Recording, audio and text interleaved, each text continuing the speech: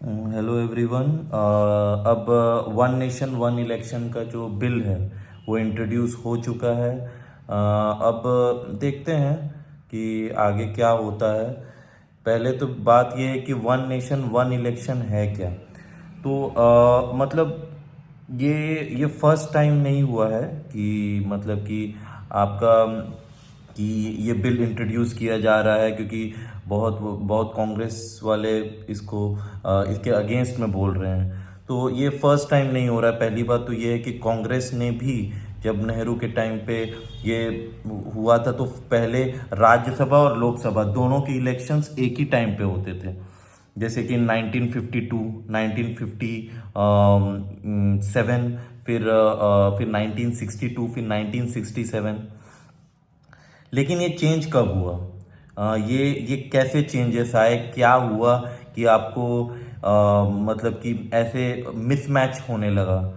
कि पहले तो ये है कि आपका उस समय क्या हुआ था कि जब कांग्रेस के इलेक्शंस थे 1962 में। तो क्या हुआ था कि कांग्रेस उस समय हारी थी। तो कांग्रेस हारी थी तो उस समय क्या हुआ था कि लोकल पार्टीज वहाँ पे विन की थी। तो कांग्रेस ने वहाँ पे अपना वो कर दिया था, अपना प्रेसिडेंट रूल लगा दिया था। तो उस समय से तो फिर उस समय डिले हुआ था इलेक्शन में। तब से ये मिसमैच स्टार्ट हो गया और ये हुआ था 1967 में भी ये हुआ कि जब डीएमके की सरकार आई और वहाँ पे मिसमैच हुआ। तो धीरे धीरे करके क्या हुआ कि ये मिसमैच स्टार्ट हो गया और मतलब बहुत ज़्यादा मतलब फिर चेंजेस होने लगे। फिर धीरे धीरे करके हपाजार्ड हो गया पूरा।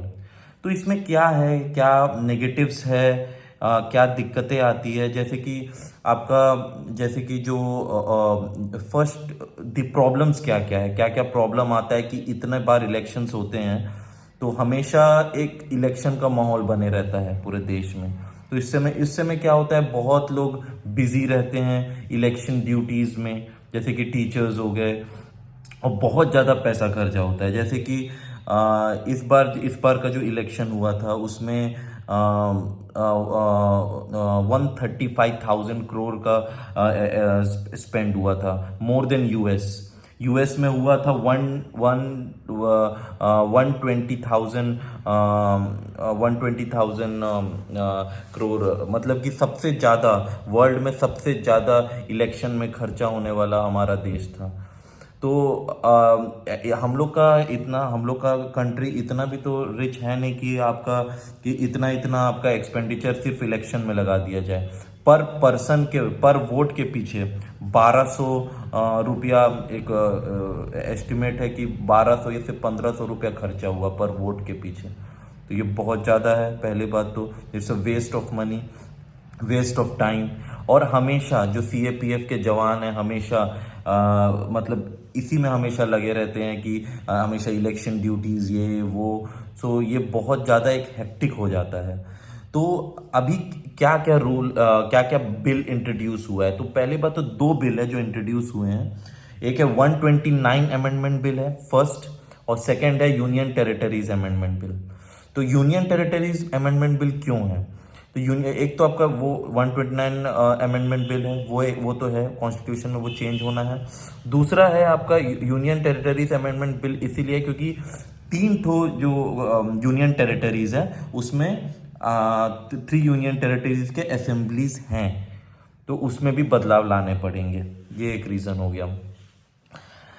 फिर आपका अभी अभी जो बिल्स है, जैसे कि आपका जब बिल इंट्रोड्यूस किया गया तो टोटल 467 एमपी शामिल थे लोकसभा में।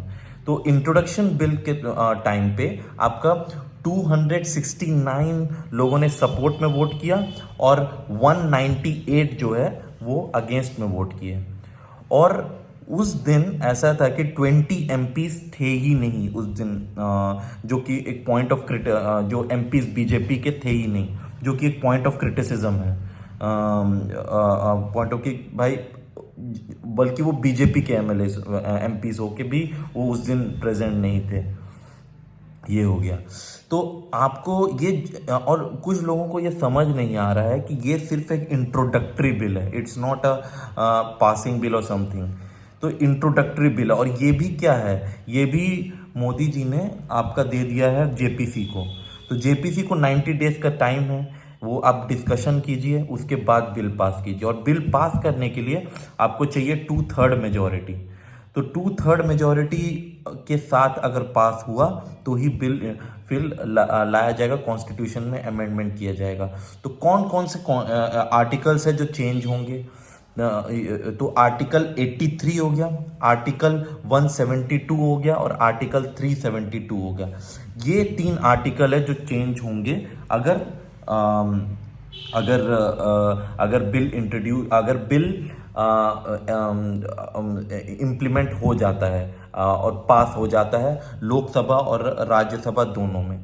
तो 2/3 मेजोरिटी अगर देखा जाए तो कितना होगा, तो 543 में एटलीस्ट 362 लोगों का सहमति चाहिए, मेजोरिटी चाहिए 362। सो इससे क्या पता चलता है अभी, मतलब इट्स वेरी डिफिकल्ट, ये आसान नहीं होगा बीजेपी के लिए कि आप तुरंत बिल इंट्रोड्यूस कर दिए। ये जैसे कि आपका 269 है, तो 269 से 362, सो इट्स नियरली 100 सीट्स।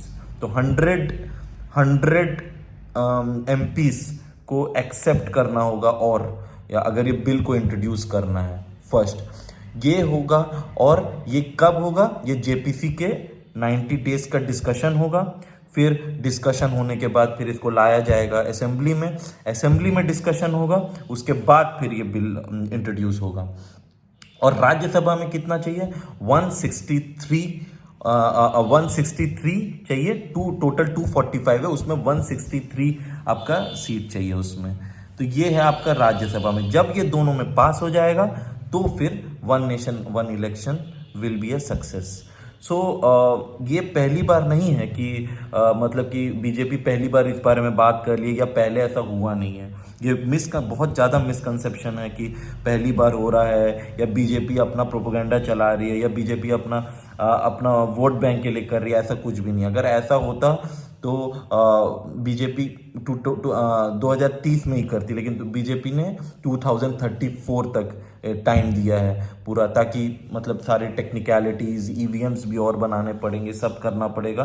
तो इसीलिए आपका वन नेशन वन इलेक्शन। तो इट्स मेरे को ऐसा लगता है कि ये एक बहुत ही अच्छा इनिशिएटिव तो नहीं है, क्योंकि ये पहले भी हो चुका है। तो पहले कांग्रेस के टाइम पे भी हो चुका है ये चीज़, जो कि चेंज हो गया था। लेकिन इसको वापस इम्प्लीमेंट करना बहुत इम्पोर्टेंट है, ताकि बहुत सारा मनी, फ्यूल, एवरीथिंग सब बचे फॉर द एफिशिएंसी। तो यही है। Thank you so much.